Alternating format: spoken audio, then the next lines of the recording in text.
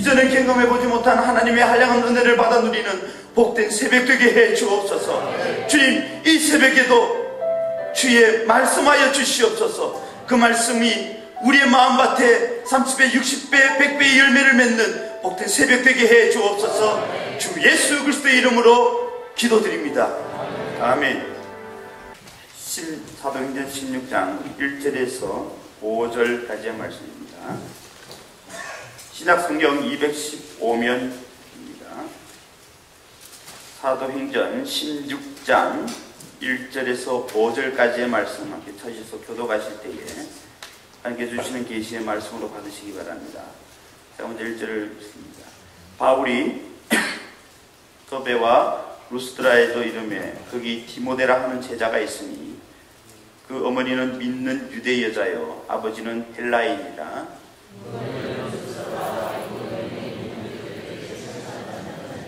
바울이 그를 데리고 떠나고자 할새 그 지역에 있는 유대인으로 말미암아 그를 데려다가 할례를 행하니 이는 그 사람들이 그의 아버지는 헬라인인 줄 다 알미르라.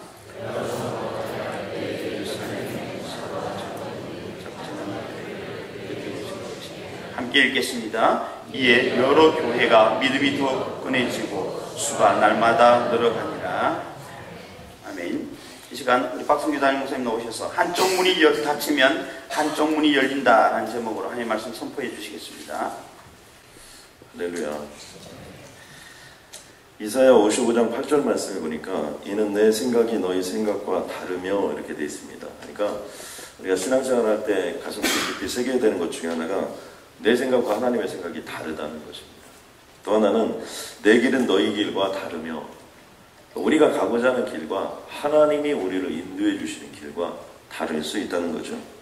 이는 하늘이 땅보다 높은 같이 내 길은 너희 길보다 높으며 내 생각은 너희 생각보다 높다는 것입니다. 그렇기 때문에 우리가 원하고 계획한 길이 있을 겁니다. 또 그리고 그 일이 이루어졌으면 정말 좋겠다고 생각하는 일이 설사 이루어지지 않는다 하더라도 너무 당황하거나 어려워할 필요가 없다는 것이죠. 왜냐하면 우리에게는 주님께서 가장 좋은 길을 예비하시고 그 길을 인도한다는 믿음과 확신이 우리에게 있어야 합니다. 특별히 바울과 바나바의 이런 상황들을 보면 정말 초대교회 역사 속에 이만한 환상적인 만남이 없었습니다. 바울이 외향적이라면 바나바는 내향적이고요. 또 바울 같은 경우가 일 중심이라면 바나바 같은 경우는 사람 중심이고요. 또 그리고 바나바가 연장자였음에도 불구하고 사도 바울의 모든 것들을 다 뒤를 봐주면서 모든 것들을 협력했고 또 그리고 리더십과 권위를 가지고 있으면서도 불구하고 사도 바울을 세워줬던 정말 환상적인 팀이었습니다. 그런데 안타까운 것은 그 팀이 깨지게 되었다는 것이죠. 그리고 그 팀이 깨지게 되면서 아주 심하게 다투고 갈등 관계에 있었습니다. 언제까지 깨졌느냐, 그냥 완전히 갈라서게 될 정도까지의 어려움들이 그들에게 있었습니다. 이들을 조금 크로즈 시켜보면요, 그 일이 갈라지면서 원래는 사도 바울이 1차 전쟁에 다녀오고 또 그리고 율법이냐 복음의 문제를 가지고 안디옥교회가 문제가 일어났을 때 예루살렘으로 내려가서 그곳에서 그 문제를 해결하고 이제 안디옥교회에 올라와서 우리는 오직 복음으로, 오직 믿음으로, 오직 은혜로 구원을 받는다. 이 문제로 안디옥교회가 평화를 찾고 모든 교회가 부흥해 나아가는 바로 그 시점에 사도 바울이 바나바에게 1차 전도여행을 다녀왔던 것을 다시 한번 가서 그들을 또 양육하고 돌봐야 되지 않겠느냐. 그래서 의기투합이 되고 다시 한번 선교여행을 떠나기로 했던 바로 그 순간이었습니다. 근데 마가 요한 때문에 1차 전도여행 중간에 돌아왔기 때문에 이 문제를 사도 바울 같은 경우는 안 된다. 또 바나바 같은 경우는 데려가자. 이 문제로 어려워졌던 것이죠. 둘 사이에 어려워졌던 것이 아니라 바로 그 마가 요한이라는 사람 때문에 이게 어려워졌던 겁니다. 그 일로 말미암아 이제 바나바와 그 조카였던 마가 요한은 한 팀이 돼서 원래 사도 바울과 가기로 했던 구브로라는 지역으로 이렇게 가게 됩니다. 그러니까 사도 바울은 원래 바나바와 구브로로 가야 되는 거죠. 거기서부터 다시 가서 또 자신들이 왔던 선교의 여정들을 따라서 이렇게 쭉 가야 되는데 이제 바나바와 마가 요한이 구브로로 떠나게 되자 그곳에 갈 수는 갈 수 없는 거 아닙니까? 그래서 사울은 할 수 없이 신라를 데리고 어디로 가게 되냐면 그 위쪽 지방으로, 그래서 원래는 배를 타고 이렇게 고브로로 가야 되는데 걸어서 위쪽 지방으로 올라가는데 그 지역이 수리아와 길리기아 지방인데 오늘 1절에 보니까 바울이 더베와 루스드라에도 이름에, 그러니까 이 수리아 지방과 길리기아 지방 쪽으로 올라가면서 바로 그곳에서 더베와 루스드라에 이르렀다는 것이죠. 여기서 이르러서 보니까 거기에 디모데라는 제자가 있었다는 거죠. 아마도 이것은 1차 전도여행 때 하나님의 복음을 전할 때 그곳에서 예수를 믿게 된, 또 그리고 신앙의 신실한 가정 속에서 자랐던 디모데가 있었는데, 이 디모데라는 제자라고 여기서 표현한 것을 봤을 때 그가 굉장히 준비가 되었던 사람인 것 같습니다. 그런데 어머니는 믿는 유대 여자요, 아버지는 헬라인입니다. 그러니까 뭐 미국식으로 따지자면 어머니는 유대인이고 또 아버지는 백인이었다는 것이죠. 그러니까 이 디모데라는 사람은 혼혈합니다. 혼혈. 그런데 그곳에서 하나님께서 디모데를 만나게 하신 것입니다. 그런데 이 디모데와 만남이 참 중요한 것이 뭐냐면 오늘 본문 가운데도 등장하지만 디모데는 형제들에게 칭찬받는 자였습니다. 또 그리고 그의 신실하심이나 또 그리고 그가 하나님의 은혜 가운데 잘 자랐던 모습 때문에 그런 제자라 칭함을 받았고, 거기서 끝나지 아니하고 사도 바울이 이 디모데에게 할례를 행합니다. 원래 할례라는 것은 유대인의 정통이기 때문에 유대인들끼리는 계속해서 이 할례를 행했는데 이방인들에게는 할례를 하지 않아도 된다, 이런 얘기를 했죠. 그러니까 아버지가 사실은 헬라인이었다면 어떻게 보면 혈통적으로 보면 유대인에 가깝다기보다는 이쪽 그 헬라인 쪽에 더 가까운데 유대의 전통은 어머니 쪽이 우선입니다.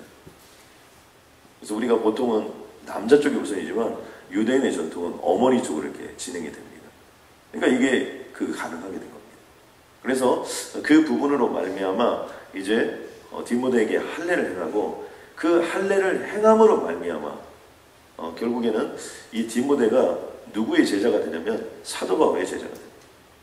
그리고 그 삶을 통해서 사도 바울은 평생 동안 결혼을 하지 않았거든요. 그래서 평생 동안 결혼을 하지 않았는데 디모데를 뭐라고 칭하냐면 영적인 내 아들이라고 칭하는 부분까지 이렇게 함께 가는 모습을 볼 수 있습니다. 참 신기하죠. 이런 것들을 보면 바나바와 헤어질 때는 얼마나 가슴이 아팠겠습니까? 또 그리고 함께 가기로 했던 곳에 가야 되는데 그곳을 못 가는 마음이 얼마나 아팠겠습니까? 그런데 하나님께서는 다시 주님의 이름으로 그 길을 걸어가 보니까 그곳에서 디모데를 만나게 했고, 이 이후의 삶을 보면 이제 바울은 디모데와 평생의 삶을 같이 하는 모습들을 볼 수 있습니다. 우리가 보통 성경 속에서도요, 여러 가지 바울의 서신들이 한 13개 정도 이렇게 되는데 그 중에 가장 개인적인 서신이라고 불리우는 성서학자들의 구분이 있는데 그것이 디모데 후서입니다. 디모데 후서를 읽어보면 보통 성경에서는 드러나지 않는 바울의 그 날카롭고 예리함과는 드러나지 않는 바울의 인간적인 모습이 많이 등장하는데 그게 디모데 후서 내용입니다. 아마 바울이 죽을 날이 가까우지 않았는가 성서학자들은 그렇게 얘기하는데, 그 말씀에 보면 디모데후서 4장 9절에 보면 이런 얘기를 합니다. 너는 어서 속히 내게로 오라. 디모데에게 하는 얘기입니다. 그러면서 대만은 이 세상을 사랑하여 나를 버리고 데살로니가로 갔고 나를 떠났다는 거죠.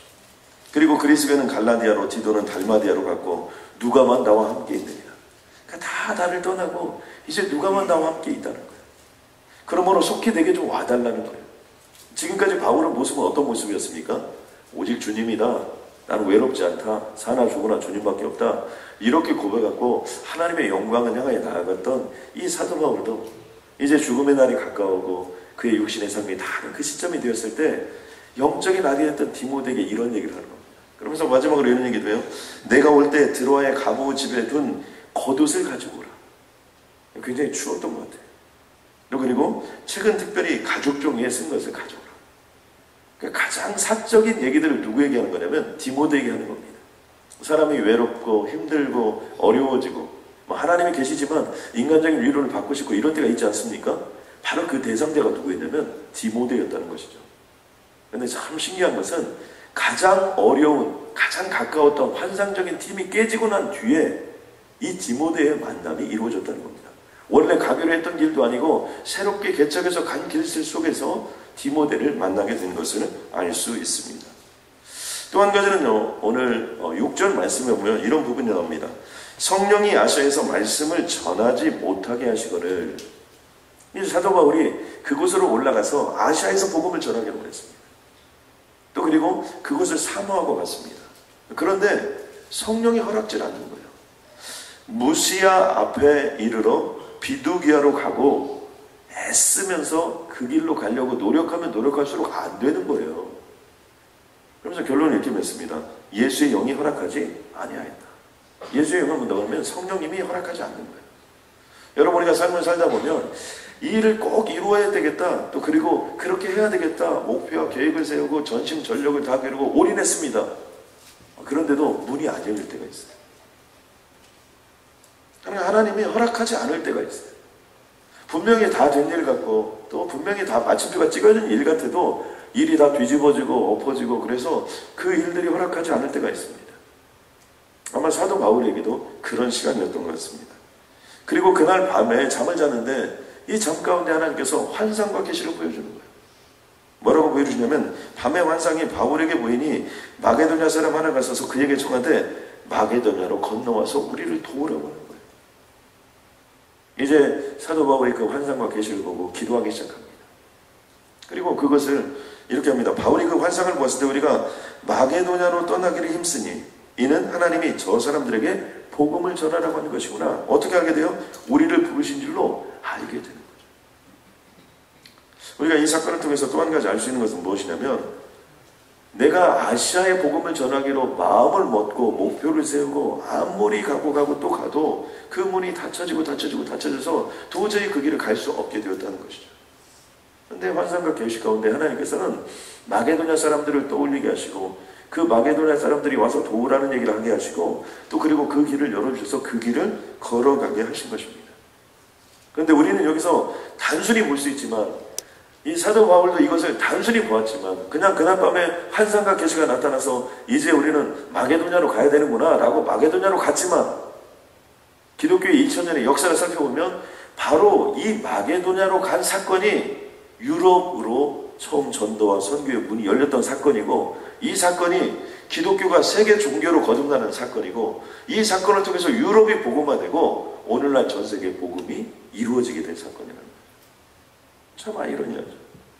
가장 인간적인 갈등이 어려웠을 때 평생 동안 함께 할 수 있는 영적인 아들, 믿음의 아들 디모데를 만나게 하셨고, 또 그리고 그 어려운 중에 막히고 또 막히고 막혀서 힘들고 어려워서 정말 내가 주님께 이 길을 걸어가고자 했으나 하나님의 모든 길을 다 막아버리셨는데, 그리고 나서 갔던 길이 이 기독교라는 종교가 세계적인 종교가 되는 시발점이 되었던 거예요.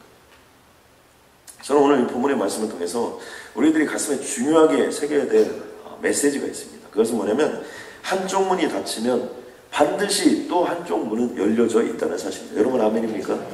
이걸 분명히 여러분의 가슴속에 새겨야 돼요. 믿음이 뭡니까? 믿음은 한쪽 문이 막히면 한쪽 문이 열려져 있다는 확신을 가지고 나아가는 것이 믿음입니다. 히브리서 11장에 보면 모든 내용이 믿음으로입니다. 믿음은 바라는 것들의 실상이요 보이지 않는 것들의 증거니 하면서 믿음으로.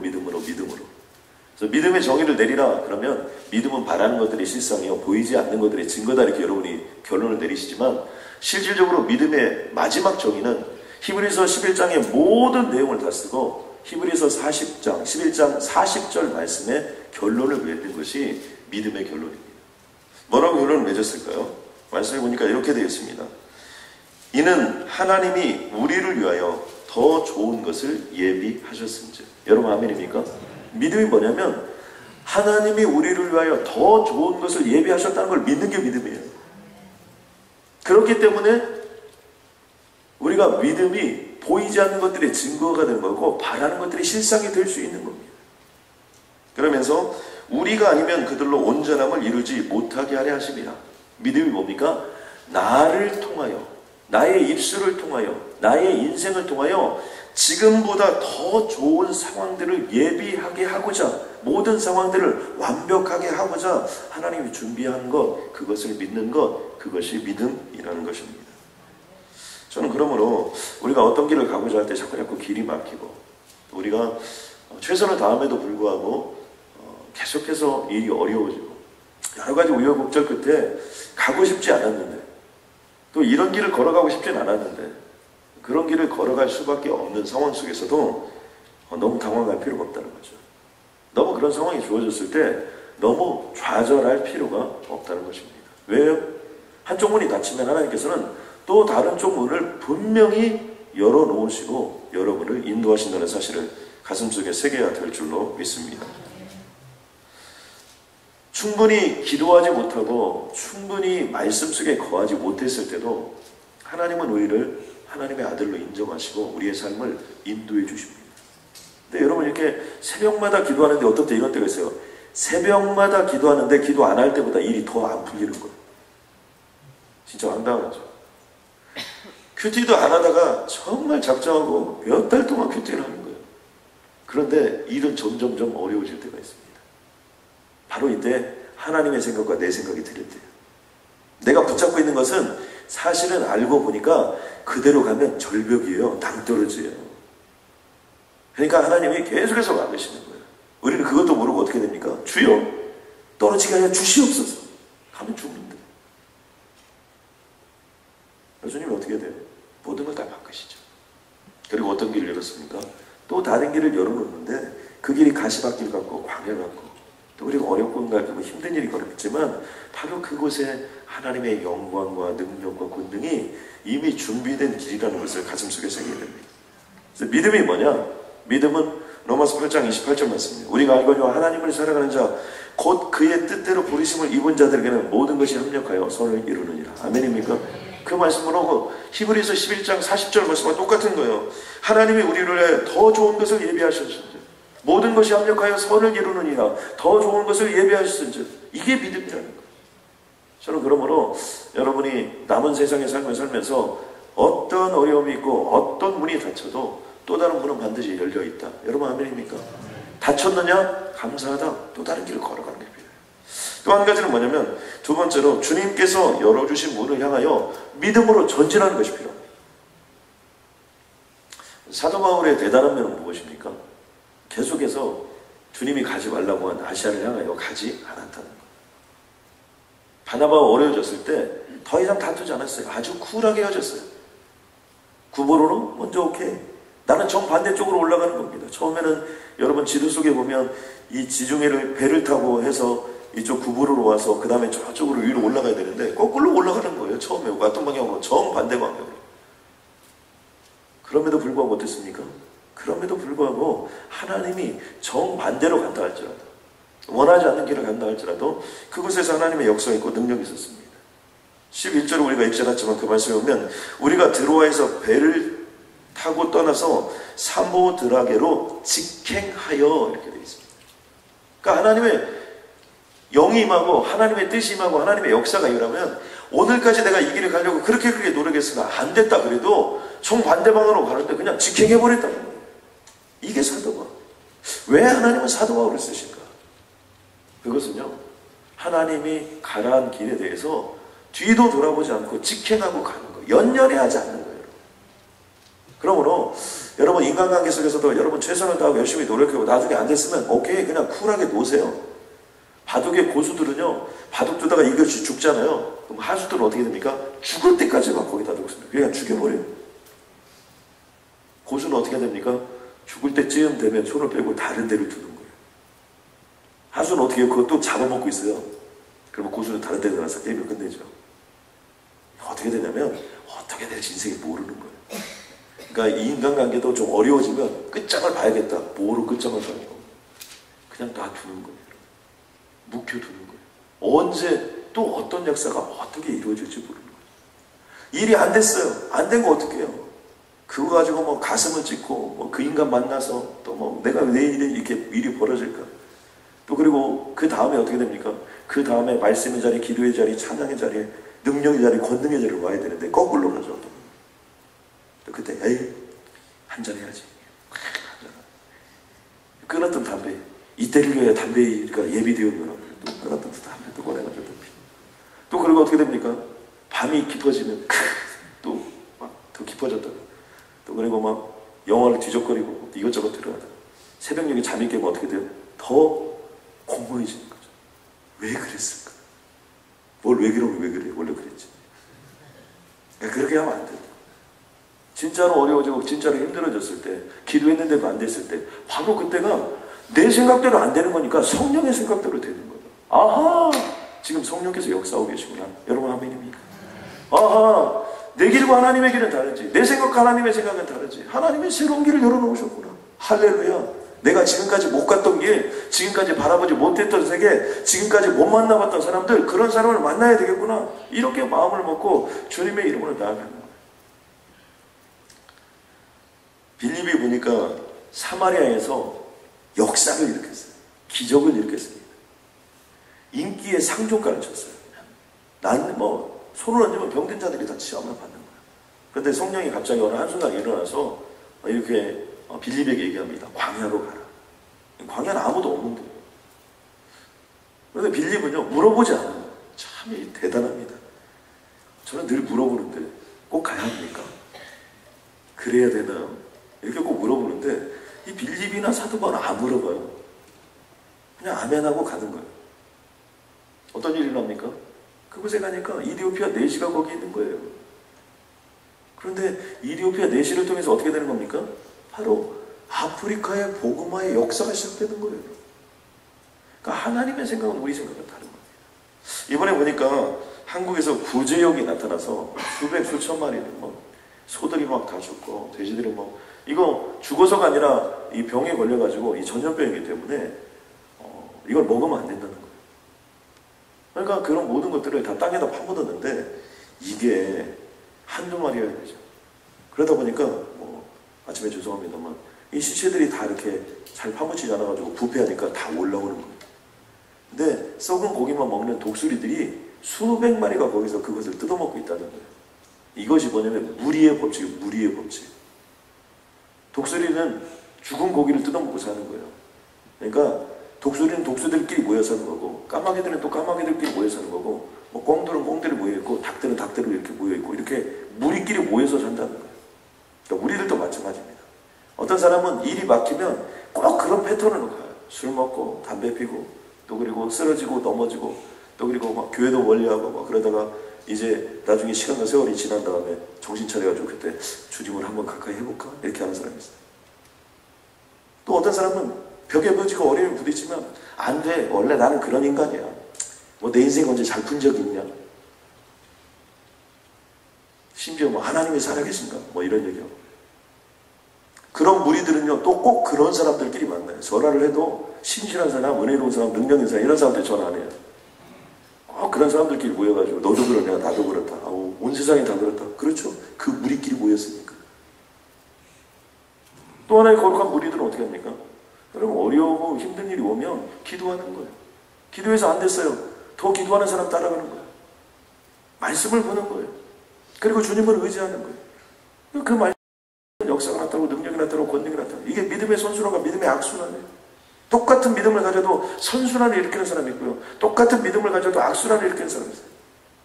기도도 마찬가지예요. 기도하면 응답을 받고 응답받으면 어떻게 돼요? 더 기도하고 또 응답 안 돼도 여러분 새벽마다 나오면 어떤 것이 우리에게 있습니까? 마음의 평안함이 있는 거예요.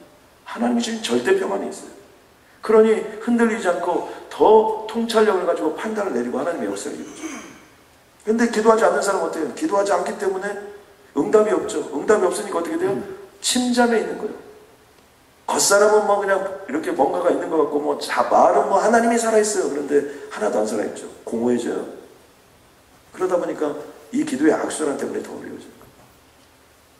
요한계시록 3장 7절에 보니까 거룩하고 진실하사 다윗의 열쇠를 가지시니 곧 열면 닫을 사람이 없고 닫으면 열 사람이 없는 이가 이르시되 누구예요? 예수 그리스도. 예수 그리스도가 뭐라고 말씀하셨냐면 볼지어다 내가 내 앞에 열린 문을 두었을 때 능히 닫을 사람이 없느니라. 아멘입니까?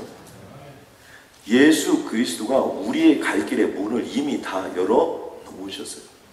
12문을 열어 놓았다니까요. 그런데 이것은 능히 어떤 사람도 닫을 사람이 없어요.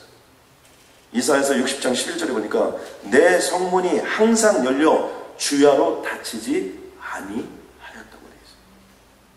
여러분 그렇기 때문에 오늘 이 새벽에 오신 분들, 기도하는 사람들, 하나님의 말씀을 붙잡은 사람들에게는 왕의 대로 시온의 대로가 열려져 있는 겁니다. 그렇기 때문에 그 문을 향하여 나아가고 문이 닫혀질 때, 또 내가 생각했던 길이 아닐 때 우리는 어떻게 돼요? 더 감사하고 할렐루야 놀렐루야, 정말 주님이 내 인생을 인도하시는군요. 왜요? 얄팍한 내 생각대로 안 되니까. 여러분, 그 마음을 가지고 가는 게 믿음이고 바로 그 사람이 승리하게 될 줄로 믿습니다.